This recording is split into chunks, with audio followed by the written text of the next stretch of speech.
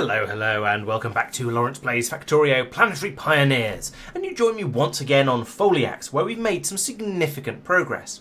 And I think the best way to have a look at this planet is through what we've been describing as the various phases.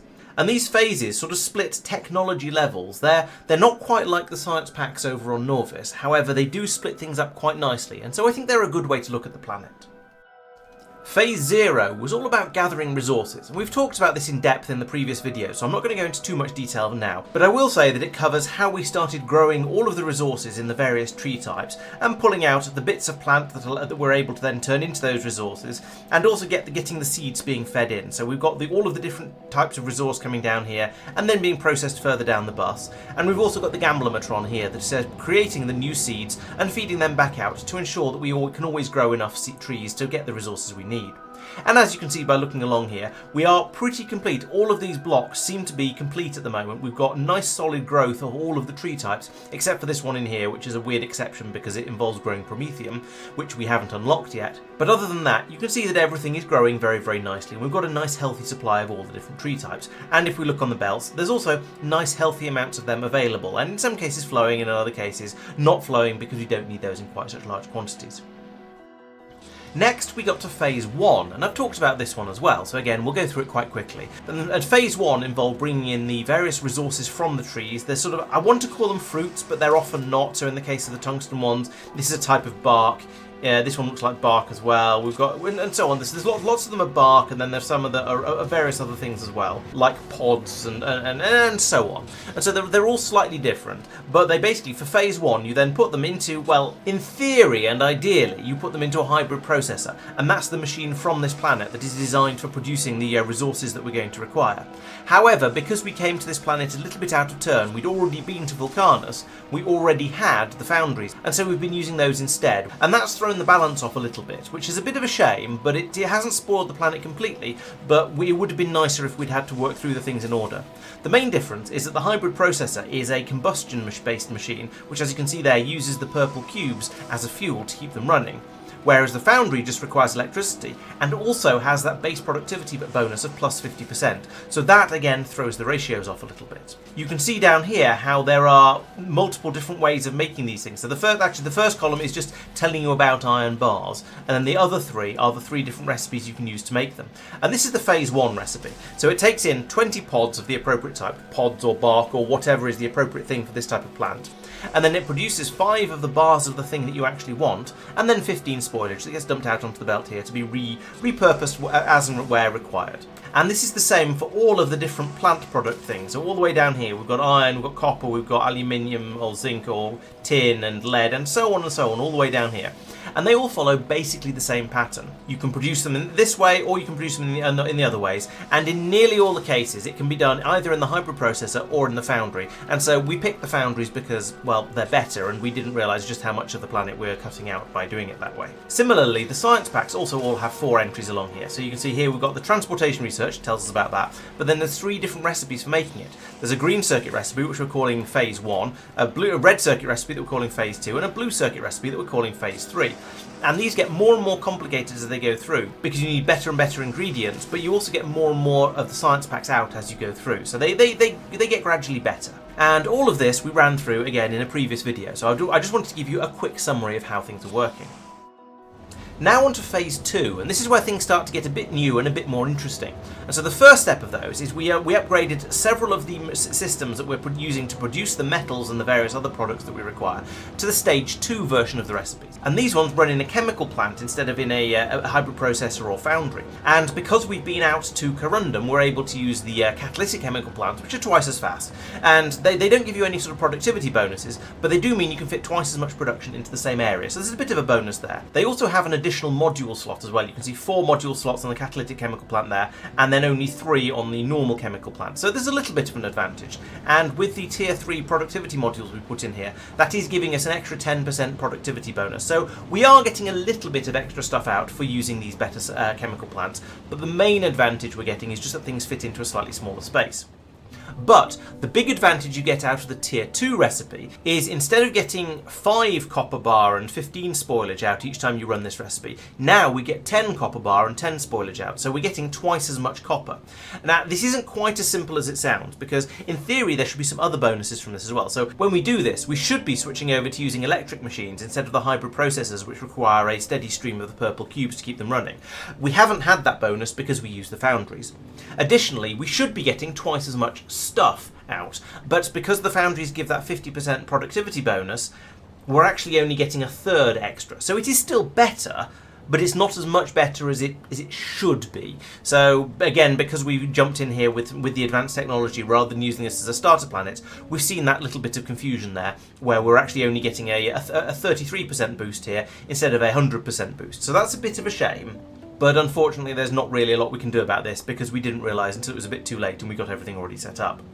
And so, using this, we've also expanded the system out as well. So with this one over here, for example, using this as an example, we're producing a grand total of 7.5 per second, and in this case calcite bar. But over here, looking at the chemical plant, we're producing 44.8 per second, so that's more than 5 times as much. Now, a large part of that is because we've got more machines in there, but also a part of it is because we're just straight up using a better recipe as well. So this is a significant improvement, and we've implemented this on a number of the resources that we're getting through quite a lot of. And rather conveniently, and through sheer coincidence, the design I built for this sort of system happens to perfectly fit in the amount of space that we left around the previous generation built around the foundry. So it's been a simple case of just copying these and then pasting them in wherever we need to have a little bit of extra throughput. So for example here we can see that the amount of obsidian bar we're making is woefully inadequate. So I could select this chunk here, and I was going to say I can just drop it in here. However, the iron is doing something a little bit funny because we're sending some off down the bottom there.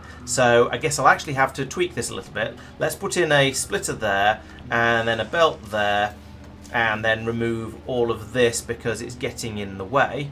And then I can demonstrate by simply pasting this in over the top of that. And if I do an Angry Ghost force paste, then there's a few little bits in the middle that need to be cleaned up, so we'll get rid of those. And then this whole thing can then be pasted in place. We do now also need to do a little bit of update on the settings for these machines.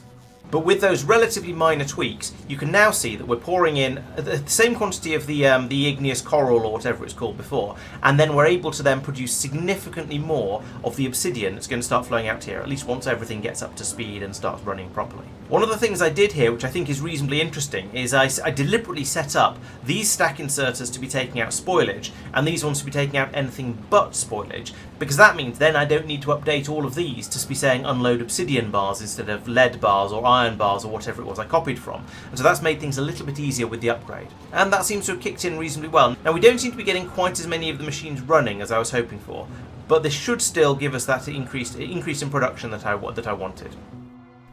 I touched on the other part of Phase 2 as well, and that's starting to use the more advanced science pack recipes.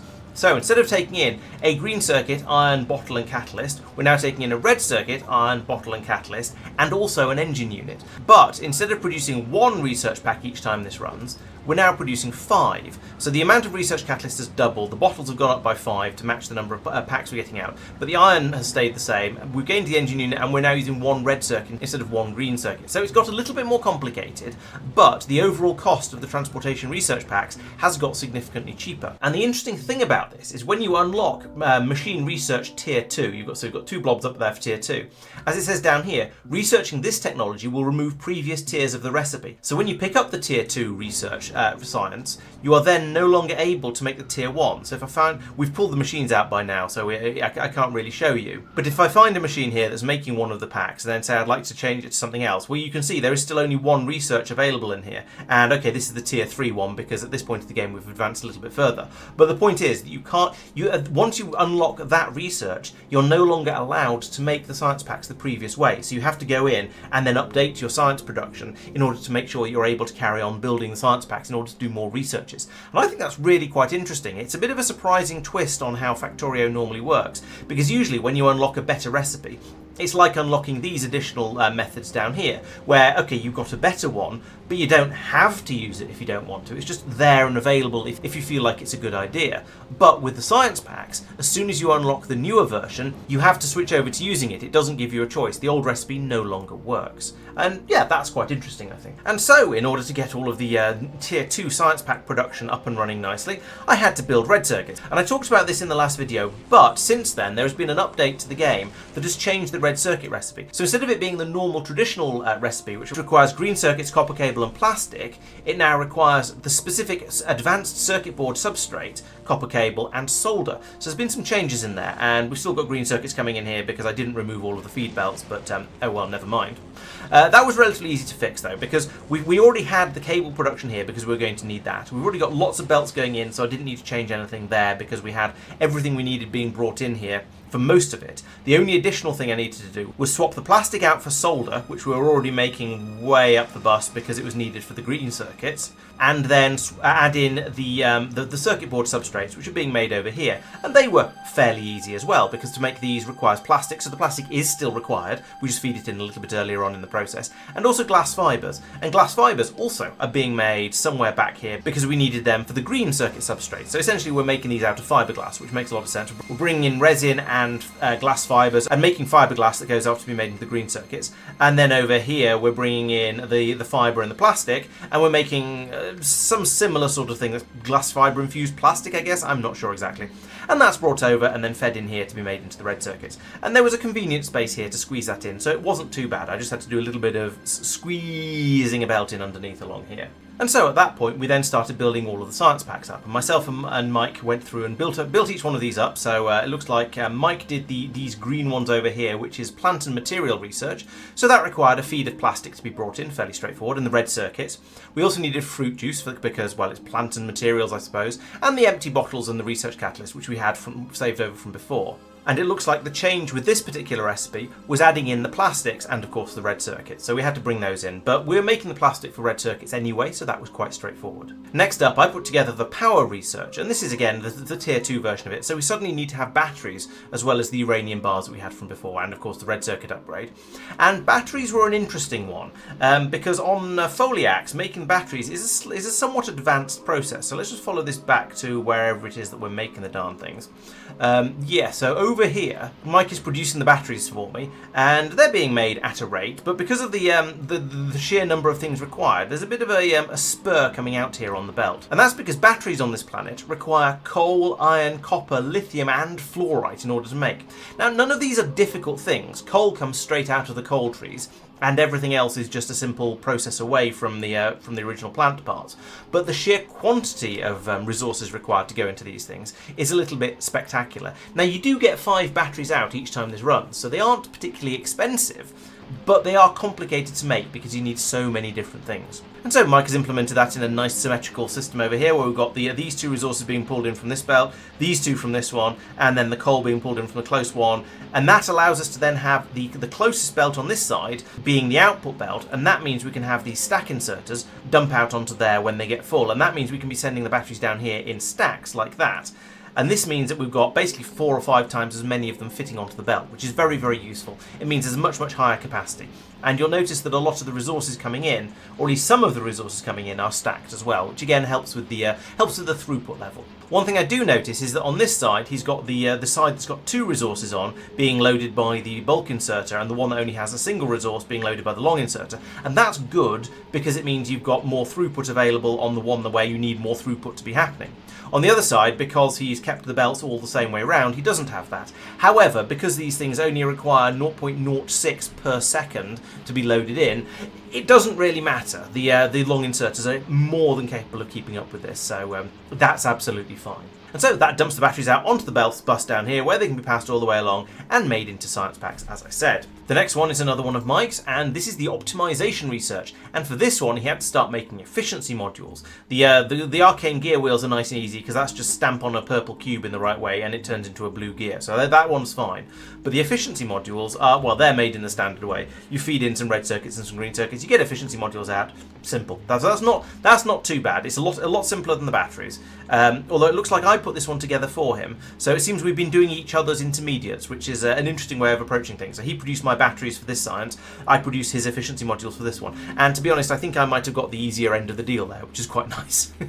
And finally, Mike did the violence research, and so at this point, rather than just needing a lead bar, you also start needing a combat shotgun. So we had to start making those over here, and those are made out of steel, wood, and shotguns. Those stacked shotguns look very strange.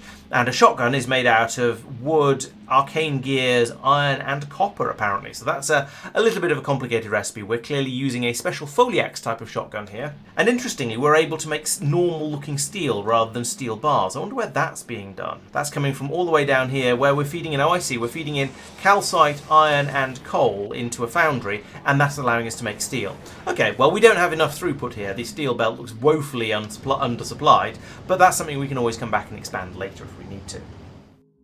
While I was producing the efficiency modules over here, Tristan said it'd be a good idea to also start making the tolerance modules. And so the stuff on this planet has a slightly alcoholic theme, shall we say. There's lots of drinks and things involved, and so the module you build to go in your special Foliax science labs is a tolerance module, and that gives you a massive speed boost, 50% in the case of the tier 1 tolerance module, but also a huge increase in energy consumption and a bit of an increase in productivity as well, which doesn't sound like me when I've had a few drinks, but never mind. And so these modules are special because the Foliax labs are these things over here. They're a modified version of the biolab, and the only modules these can take are the tolerance modules. So if I take that one out, you see that? You can take tolerance 1, 2 or 3. You can't take normal productivity or normal speed modules, and so we aren't able to actually use normal modules in here. It has to be the tolerance modules, but they do become quite powerful, which is rather nice. The other big difference with the Foliax biolabs is what happens to them when you do quality upgrades on them. So in this case, you can see that we're getting a science pack drain of 90%, which isn't amazing, because if we look at the normal Glebian biolab,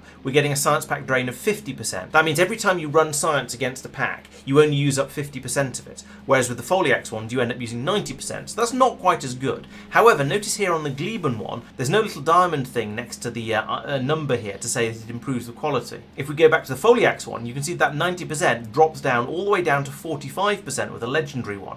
So a legendary Foliax biolab is actually better than a Glebian one for its science pack drain, and that's the number we really care about here, because the lower you get this drain number, the more efficient your science usage is, and therefore the more science you get out of each pack. So that's very, very valuable. Also, there's an upgraded version of this, imaginatively called the Foliax Biolab 2, and that starts off with a science pack drain of 40%, and then just gets better from there, going all the way down to 20% if you can get it all the way up to legendary.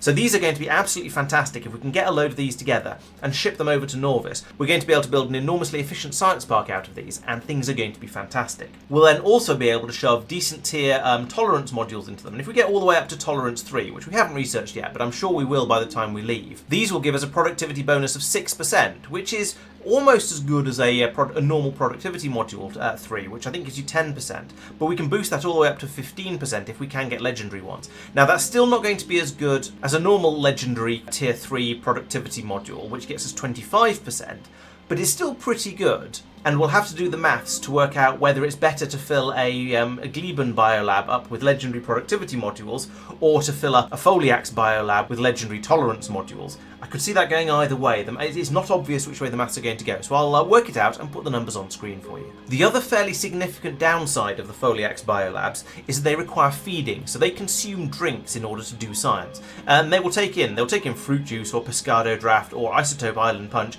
They'll also take in empty bottles, but note that these only have a satisfaction of 1 joule, so they're basically useless. Whereas this one is 40 megajoules, 8 megajoules, and 4 megajoules, so they're just better and better versions of the juice.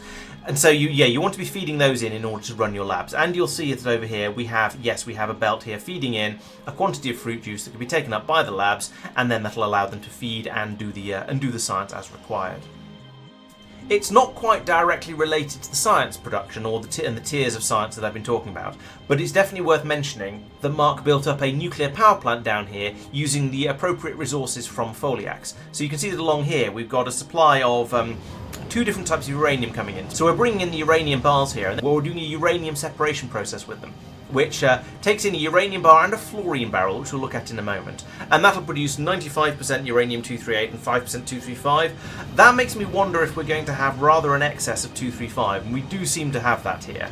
But that will then allow us to take those away over here, and using almost the normal recipe, just with iron bars instead of iron plates, we can then make the uranium fuel cells, which we can then feed out into a perfectly normal nuclear power plant. It's a 2x2, and that means it's going to be producing 480 megawatts when they're all running together because of the neighbour bonuses. And we've got a standard setup down here, which basically says when there's no fuel in them and there's a shortage of steam in the tanks, then to put in an additional fuel cell. So they'll all swing, load them all up, and then they'll run, and then they'll all cook together, which means they get the neighbourhood bonus, which is very, very handy. And then the dead cells can be brought back out over this way and then reprocessed back down into uranium. We seem to have plenty of the 235 available, but I'm a little bit worried that there might be a bit too much 238 on the belt and it will eventually jam up. But for the moment, it seems to be absolutely fine. So we also need barrels of fluorine for this, apparently, and that's done by taking a barrel, some rubber, and some fluorine. Okay, and then the fluorine is produced over here from a whole mess of things coming in. So we're bringing in jelly of all things. That's a bit weird. Arcane cube, obsidian, fluorite, and water. And apparently that makes fluorine. So yeah, if you understand the chemistry behind that, then please let me know how it works. I don't think it really matters, but the point is that we're able to then make the stuff from across here, and that'll allow us to do the nuclear power that we need. We apparently also produce a bit of scrap here, which is then being taken up here and then just ditched because we don't know what else to do with it. This is Foliax scrap, which can be recycled into useful stuff, but we don't seem to be doing that because perhaps we don't really need it. Yeah, we could run these recipes, but we haven't bothered to make any of the arcane scrap recyclers, so we're not making that much scrap, and the stuff it's producing isn't that valuable, and it's not worth the effort to go in and try and produce it. What is valuable is having a nice steady supply of electricity, and that's what the nuclear power plant produces. So Mark putting in the processing all the way through here to go through all of these steps in order to make the uranium bits and pieces, in order to make the power, has been very, very useful indeed. Another side note is this rather unusual looking forest over here that Sophia made, and this actually, there's a certain amount of logic behind this, because we came up with this idea after having a look at the trees on the map view, because if we zoom out here, then, well, that makes a nice QR code, and if you're curious, scanning that will take you to the page for the mod, so if you want to install it, well, that'll show you where it is if you can't find it in other ways.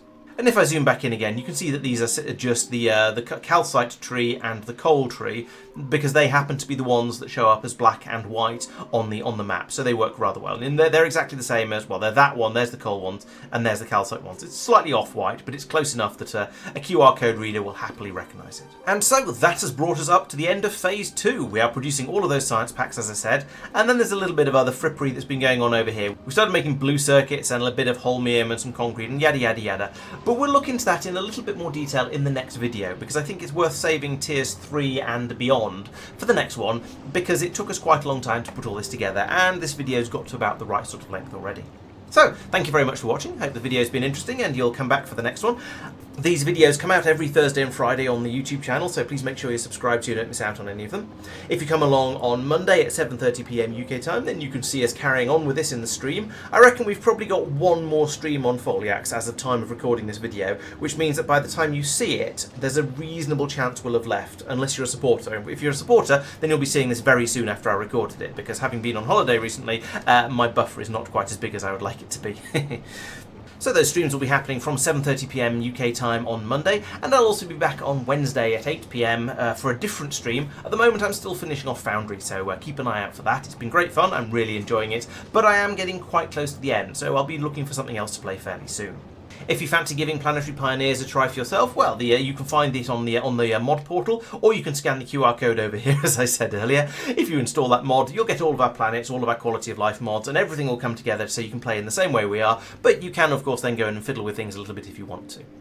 If you use the map seed 11111, then you should end up playing in the same universe as us, and all the planets should look very familiar to you when you head out to them.